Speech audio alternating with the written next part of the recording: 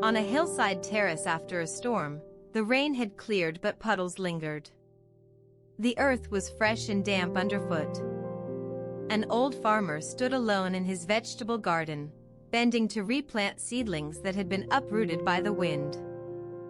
A young woodcutter, his skin darkened from days of laboring in the woods, approached him with a worn basket full of small pines. The woodcutter hesitated for a moment before speaking. "Sir," he said, "I was cutting down some old trees and found these seedlings. They were too young to be chopped. I thought you might know what to do with them." The farmer straightened up and looked at the saplings, his face creased in thought. He ran a gnarled hand over the soil, feeling its coolness. Then he turned to the woodcutter. "These," the old man said slowly, "should be planted where they can grow strong. In this spot, there's not enough room for them here." He pointed at another corner of his garden further away from his vegetables. The young woodcutter nodded and began placing the seedlings carefully into their new home. He packed soil around each one with his gloved hands. The old man watched silently as he worked. When the last sapling was planted, the farmer offered a worn spade to the woodcutter. "Would you like some bread? I've made fresh loaves this morning."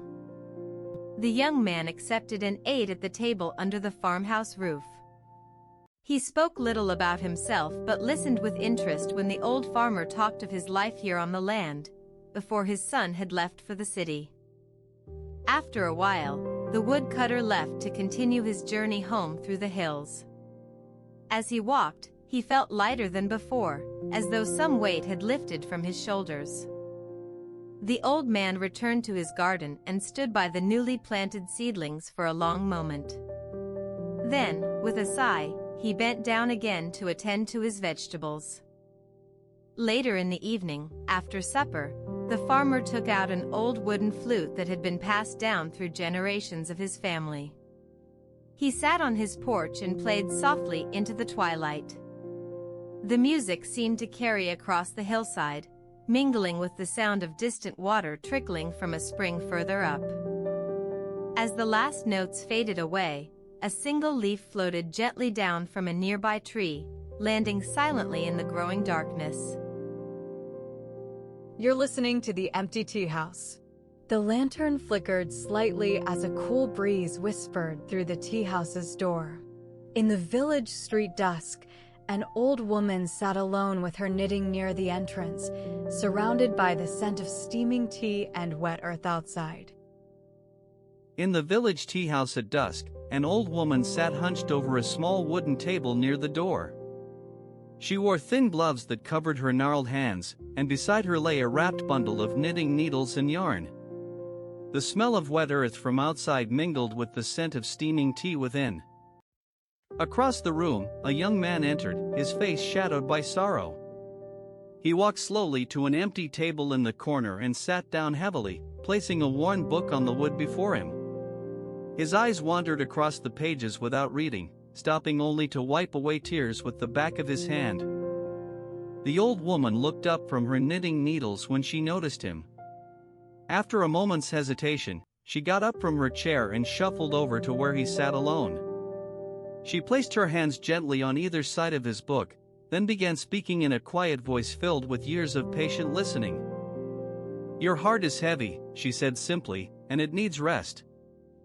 He looked at her for a long moment before nodding slightly.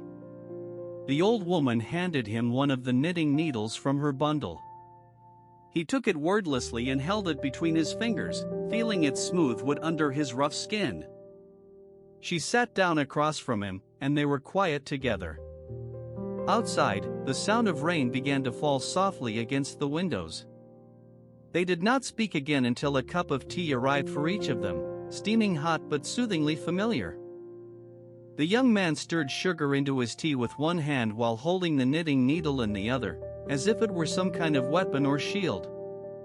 The old woman watched him silently, her eyes full of understanding that did not need to be shared aloud.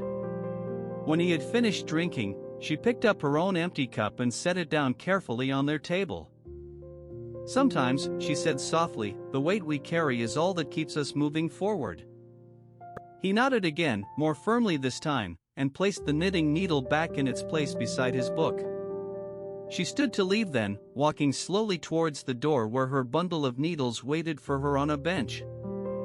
As she went out into the rain, he watched her retreating figure until she was just a shadow among other shadows under the street lamps outside. He took a deep breath and pushed himself away from the table, standing up straighter than before. The knitting needle stayed where it lay, resting quietly between them like a small piece of comfort left behind. Outside, rain continued to fall gently, creating tiny rivers on the cobbled path that led toward home for both of them. Rain pooled in small circles on the wooden floorboards near his feet, then ceased as the day turned to late autumn's fading light. Underneath the trees where most fruit had fallen, Lee and May met at the orchard's edge for their quiet gathering task.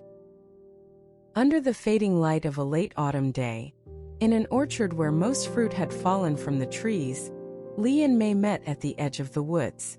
Lee was there to help gather the last remaining apples for storage before winter's chill set in fully. The air was cool and dry, carrying with it the scent of decayed leaves that carpeted the ground. The sun hung low, casting long shadows across the trees' trunks and branches. May had been alone since dawn, plucking apples from high in the boughs where Lee could not reach. When she saw him coming, a flicker of relief crossed her face. "Lee," she said softly, "thank you for coming." He nodded, placing his basket beside one that was already half filled with ripe red apples. Without speaking, he took up the long pole with attached basket at its end and began to reach into branches higher than himself. For a while they worked side by side in companionable quietude, each lost in their own thoughts and focused solely on the task before them. The rustling of leaves as Lee moved among the trees was almost imperceptible against the backdrop of wind whispers through the remaining foliage. Suddenly May spoke again, her voice barely above a whisper. "I saw an old man near the village yesterday," she said, breaking the stillness between them. "He told me about a persimmon tree far into the woods that bears fruit all year long." Lee paused in his work to glance at her. His eyes crinkled slightly around their edges as he listened, then returned to harvesting apples. "Old stories," he said simply, turning back towards the trees and resuming his quiet pace. May watched him for a moment longer before she too focused on her task once more. The idea of an ever-blooming tree had touched something within her, a longing perhaps, for things that remained constant in life amidst the ceaseless change all around them. As dusk approached, their baskets were full and Lee was about to leave when May called out after him. "Wait," she said gently. "Please help me check one last branch." Together they climbed towards a spot high up where an unusually large apple hung suspended among fallen leaves. With careful hands, Lee reached it just as darkness began to fall in earnest. With the last apple plucked and placed safely into their shared basket, May looked at him with gratitude. "Thank you," she said again softly. Lee nodded once more before turning to leave. Just then a light breeze whispered through the trees, sending a scattering of leaves swirling around them like tiny dancers. As he walked away from her, May watched his silhouette against the darkening horizon until it was no longer visible beyond the edge of the orchard. In that moment, standing alone among the twilight's shadows and whispers, she felt an unexpected clarity within herself. Something stirred yet undefined by words or thoughts.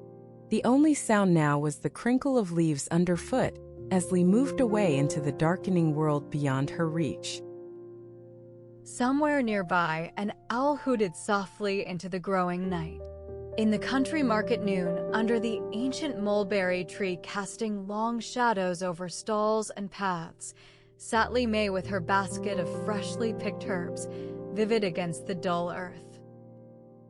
In the quiet of a country market at noon, under the wide branches of an ancient mulberry tree that cast long shadows over the stalls and paths, sat Lee May. She was small with hands as delicate as those of a child, yet her face bore lines deeper than any should for one so young. A basket she carried seemed too large for her frame, filled to its brim with freshly picked herbs from fields nearby, their colors vivid against the dull brown earth. Across from Li Mei, at another stall selling bolts of coarse cloth and spools of yarn, stood Wang Wei. His hands moved carefully through his goods, touching each item as if sensing their needs rather than their worth. He was a man who knew about time passing too fast, having lived long enough to watch the sun rise many thousands of times without ever growing tired of its daily journey. Li Mei's basket was heavy when she set it down beside her. She leaned back on one arm and let out a soft sigh, glancing around at the few people moving through the market with no real sense of urgency. Wang Wei noticed her discomfort from across the way and paused his work for a moment to watch her. The sun climbed higher in the sky, its light growing warmer but not yet oppressive. Li Mei's eyes were fixed on the basket as if it held secrets she needed to understand. She tried lifting it once more with both hands but managed only an inch or so before dropping back onto her arm. Wang Wei walked over slowly without speaking, stopping when he stood directly in front of Li Mei and looked down into the basket. "Too heavy for such a light person," he said simply, bending to take some herbs out. He sorted them carefully into smaller piles, his hands moving with practiced ease. Li Mei watched him quietly, surprised by this unexpected help but grateful nonetheless. There was no chatter between them, only the sounds of leaves rustling in the slight breeze and birds singing from nearby rooftops filled the air. Wang Wei placed some of the herbs back into Li Mei's basket after dividing it into two smaller loads and handed one half to her with a gentle smile. "Can carry now," he said, nodding toward the market entrance where other sellers were starting their day. Li Mei took the offered bundle and tied it securely onto the side of her larger load. The weight was manageable now, just enough challenge without being overwhelming. She straightened up, feeling better for having received this small assistance but also curious about the quiet kindness she had encountered here among strangers.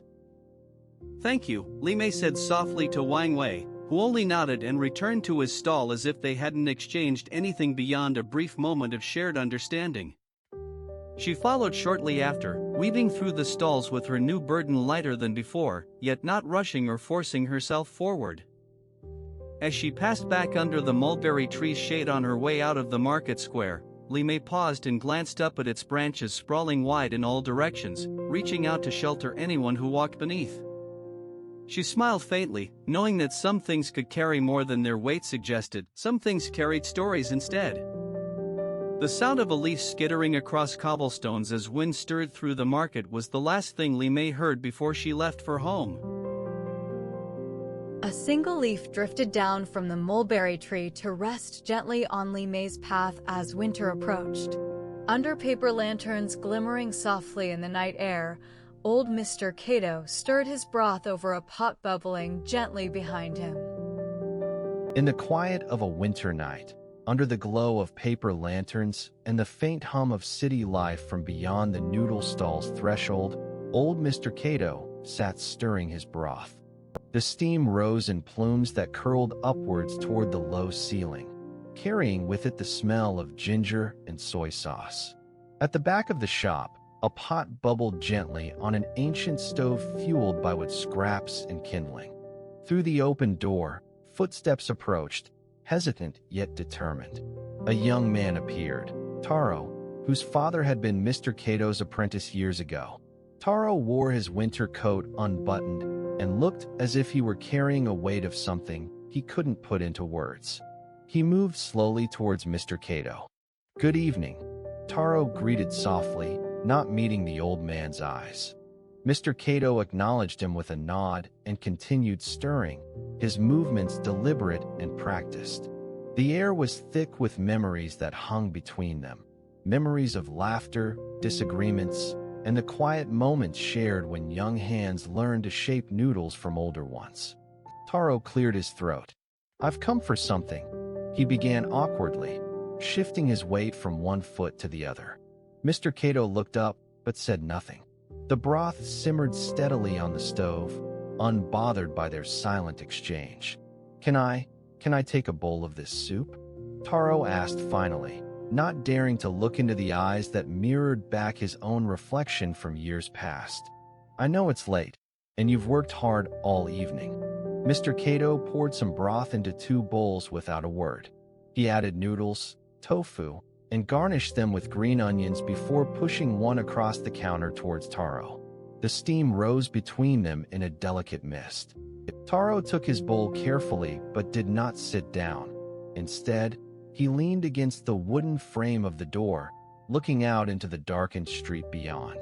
Mr. Cato watched him for a moment, then turned back to his work without a hint of impatience or demand for company.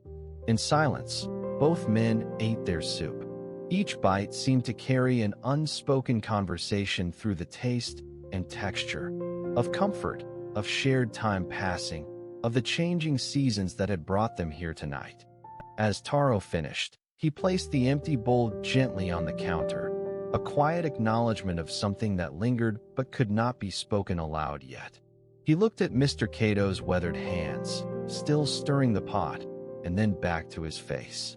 "Thank you," Taro said simply. Mr. Cato nodded again, pouring more broth into the now empty bowl and placing it near the stove where it would stay warm for a while longer. Outside, the city lights began to dim as dawn approached, but inside the stall, the light from the lanterns stayed steady, holding back the shadows of night just a little longer. Taro paused at the door, looking once more into Mr. Cato's eyes that held understanding without the need for words. Then he stepped out, leaving behind only his soft footsteps fading down the quiet street. Mr. Cato stirred one last time before turning off the stove and wiping his hands clean on an old rag.